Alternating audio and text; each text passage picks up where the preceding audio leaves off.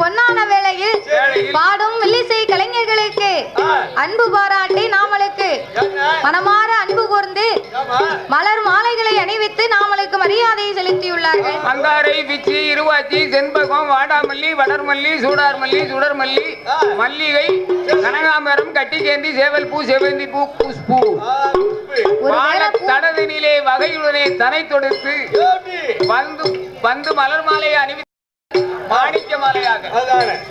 என்னாச்சு? ஒருவேளை பூ வியாபாரம் பார்த்திருப்பாரோ?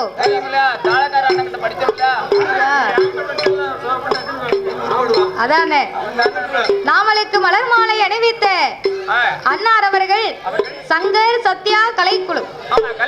நாமளுக்கு மலர் மாலை அணிவித்த அன்னார் அவர்கள் சங்கர் சத்யா கலைக்குழு அவர்களோடு இணைந்து கால பாண்டியன் அவர்களும் நாமளுக்கு இணைந்து இந்த மரியாதையை மலர் மாலையை அணிவித்துள்ளார்கள்.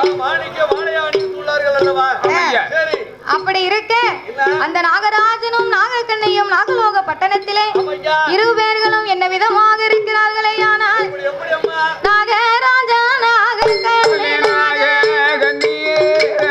மன்னவனும் தேவியும் மனமகிழ்ந்து வாழ்ந்து கொண்டவனும் தேவியும் குணமுடனே வாழ்ந்து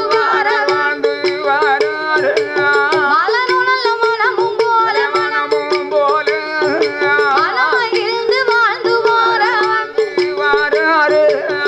ஆகாயம் பூமி போல மிகவும் ஆனந்தமாய் வாழ்ந்து எல்லுக்கு என்னை போல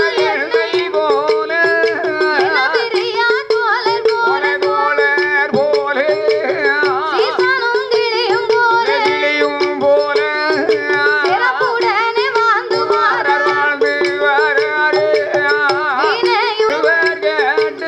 அங்க நாகராஜா ஒற்றுமைய வாழ்ந்து ஒற்றுமைய வாழ்ந்து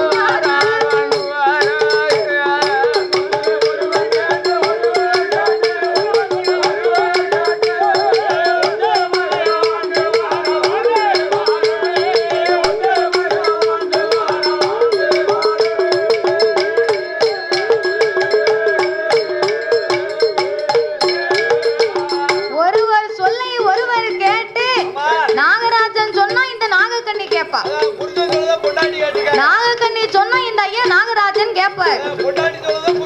அவங்கதான் கணவன் மனைவி குடும்பமா இருக்கிறதுல ஒரு அர்த்தம் இருக்கு. அதை விட்டுட்டு இவ சொல்ல நம்ம கேட்கையா, இவன் சொல்லி நம்ம கேட்கையா அப்படின்னு கணவன் மனைவிக்குள்ள ஒரு ஈகோ எகத்தால வரக்கூடாது.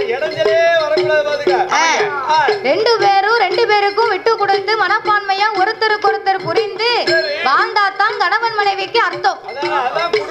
அப்படி இல்லைன்னா கல்யாணம் முடிஞ்சதுலே புண்ணியம் கிடையாது.